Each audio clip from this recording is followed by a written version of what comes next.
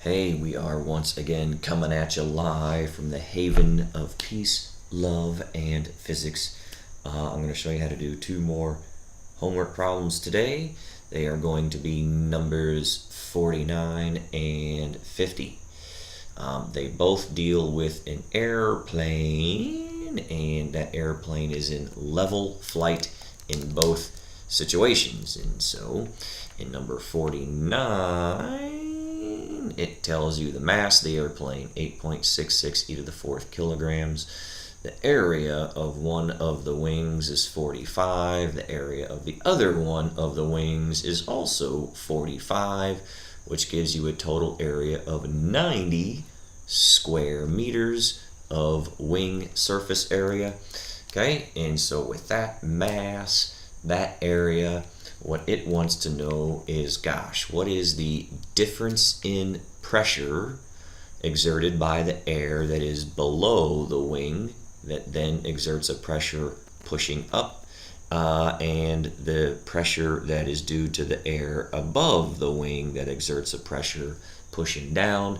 That difference in pressure, when then multiplied by an area, will give you a force that literally lifts the airplane. So that's why it's called lift. Not too tough. All right, so again, in part A of 49, it says level flight. If it's level flight, what that means is it's not moving in the y. Everything adds up to nothing. So the sum of the forces in the y equals mass times acceleration in the y, which I call may. May does not get to stay. It goes away because the acceleration of the y is equal to what war is good for? Absolutely nothing. All right? So the two forces in the y are the force of lift, which again is what's holding the airplane up. That's in the positive y direction. And gravity, which is trying to pull that airplane down, that's in the negative y. So that's why I put them in that order. Put them together, it equals the number of high school girlfriends I had. All right, now again, forces are what we're going to use instead of pressures. Remember, pressure is force divided by area. So if I want to know the force that is due to a pressure, I simply multiply it by area. So force now is pressure times area. That is what I will use for the force of lift over here. So what the force of lift is due to a pressure below the wing times area. So there's the force below, minus the pressure above the wing times that same area. So that's the difference in forces due to, or that produce the lift. That is equal to simply mg, the mass times gravity, the weight of the airplane, because all I did is just move that over by pushing the plus button. All right, so that force of lift, again, due to a difference in pressure, the below minus above pressure, multiplied by that same area. So then I just fish out the letter A, and it's the pressure below minus the pressure above or on top of the wing. To keep it consistent, I will say the pressure above the wing instead of on the top, but it doesn't matter.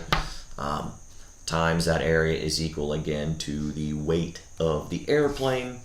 So a below minus above pressure, a below minus above, or final minus initial, but subtract two different quantities, you got yourself a delta P, a change in pressure. All right, divide that area over, it's simply mg divided by A. So that change in pressure is simply mg over A, and they told you the m of the airplane is 8.66 e to the fourth kgs. This happens to be the planet we're hanging out on. Divide it by the surface area of the total of the two wings put together, and you too can calculate a change in pressure. 9.43 times 10 to the third pascals. All right, now an ability to do math, something I would like students to develop a skill of. And this is a pretty easy one to do math, So if you have 8.66 e to the 4, right, if that's the number you're starting with, who cares? You're going to multiply it by 10-ish.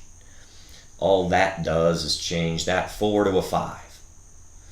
So we got an 8.66 e to the 5th now, right? If you divide that number by 90, which is a very awkward number to do ish math, wish. However, if you wish, what you could say is this 90 is ish 100.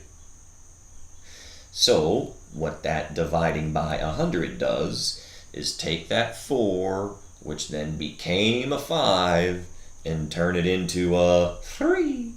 All right, and so it'll be ish 8.66 e to the 3rd.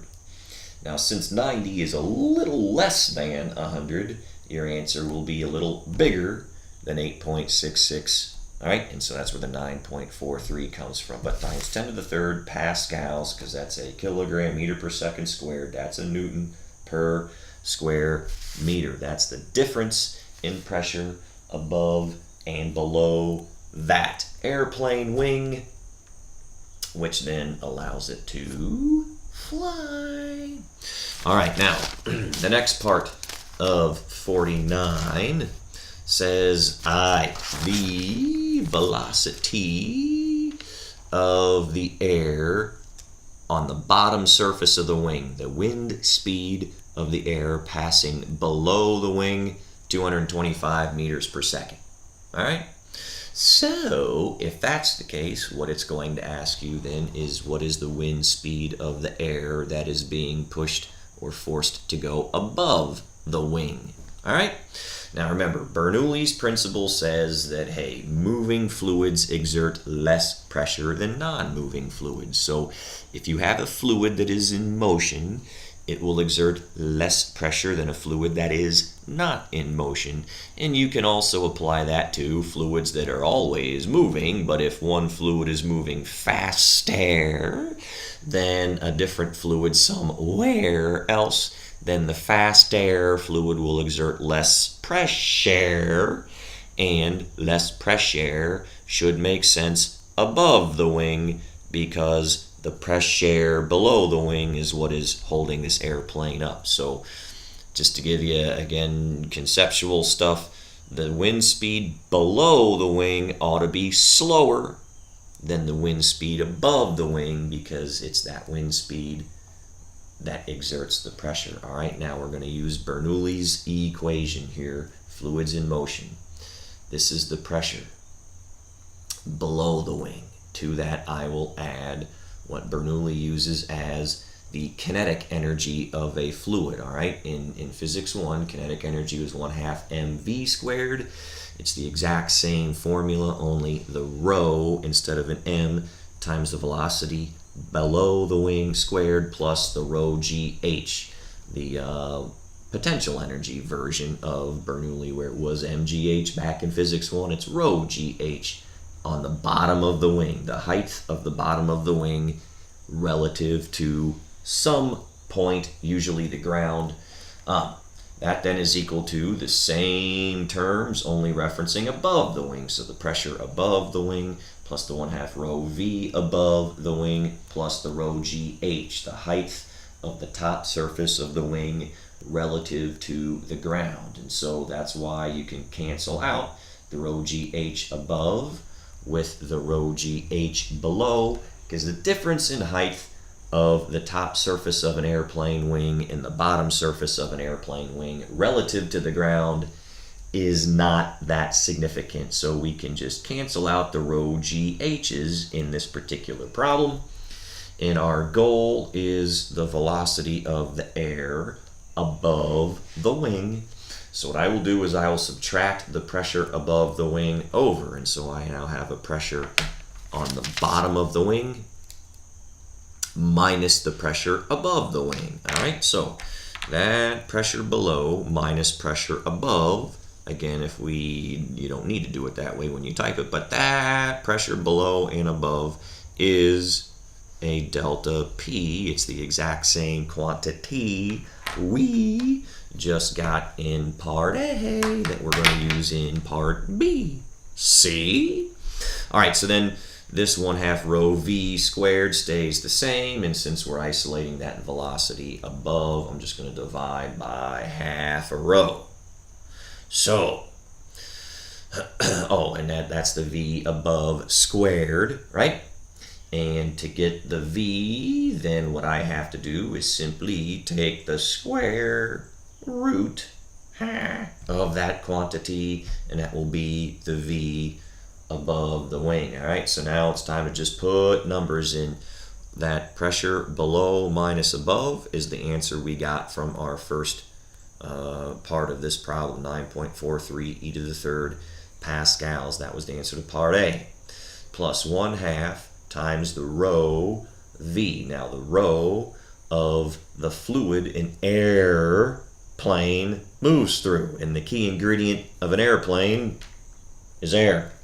So 1.29 is the density of air, kilograms per cubic meter.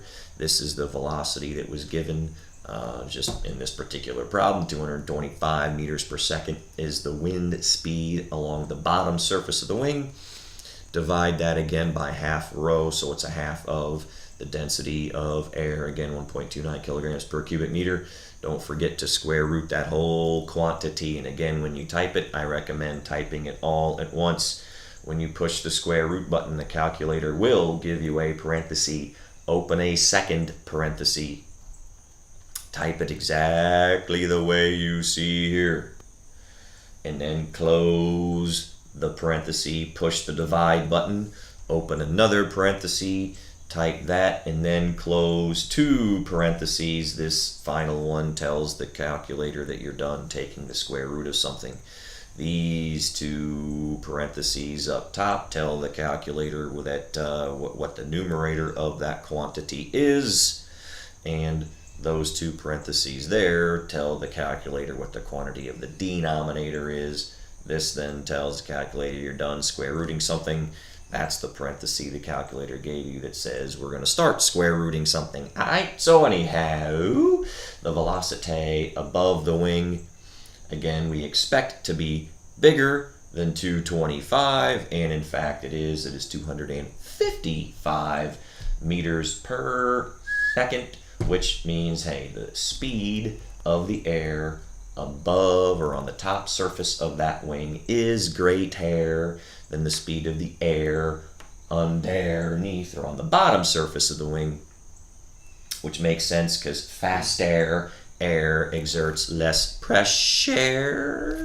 And we're now going to do question number 50, which deals with the exact same situation. Now, what I like about 50 is it forces you to do math with letters, which is what I was doing just now, and then put numbers in. But it says, hey, instead of calling the mass of the airplane 8.66 e to the fourth, just call it m.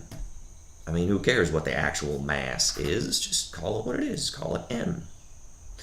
Then it says, rather than call the area of any given wing 45 and 45, which adds up to 90, who cares? Just call it A. So you got an M, which is a mass, and an A in this case, which is an area. So all they're giving you is an M and an A. And they're going to say, well, gosh, what is the pressure below and the pressure above?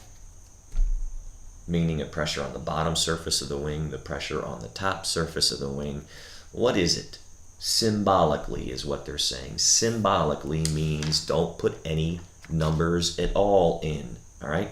Just like in 49, all right, in 49 here, if I were to ask you what's the speed of the airplane, or the speed of the air on the top surface of the wing, if I were to ask you to just give me the letters it's made of, it would be what's written in blue here. You wouldn't need to put numbers in.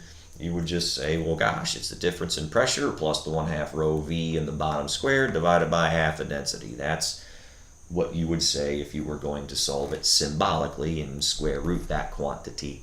What we will do here is say, all right, if it's that same airplane in level flight That means the sum of the forces in the y is still equal to may. May also has to go away because it's not moving at all in the y. So it's the force of lift minus the force of gravity is still the number of high school girlfriends I had. So this starts out exactly the same.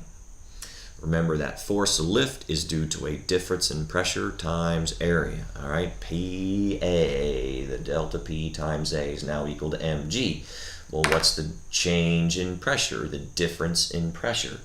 I'm going to have bottom minus top because you expect the bottom pressure to be greater than top pressure. So what it will be is the bottom minus the top pressure.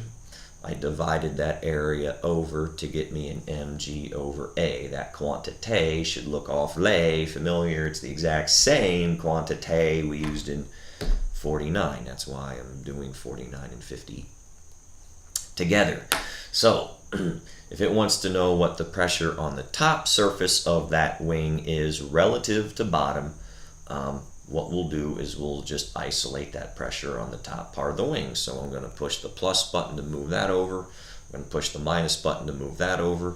And so the pressure on the top of the wing is the same as the pressure on the bottom of the wing minus, all right, that's what makes it less than the pressure on the bottom. We're going to take that pressure on the bottom and take away the mg over area, the force divided by area. Mg is a force, the force of weight, the force of gravity divided by area. So there's a Pascal. So it's a pressure minus the pressure is the pressure on the top of the wing. So when it says solve something symbolically, that means use letters instead of numbers. Just tell them letters wise what does it equal. And when you get the hang of it, you will love doing that better than typing this whole big a mess into your calculator. And that's why I always rearrange letters first into one equation before I do the math. It's the same thing we did on the part A up here, is I isolated what it was we were looking for symbolically, do it with letters, and then put numbers in at the end and do as little typing as possible. All right, so 49 and 50, I know 49 was not one of the ones that was assigned, but 50 was. And I wanted to show you 49 first because it's done exactly the same way with letters and numbers. So there you go. Yay, physics. And I will give you one more video on some homework and then calling it a summer, kids, huh? Yay, physics.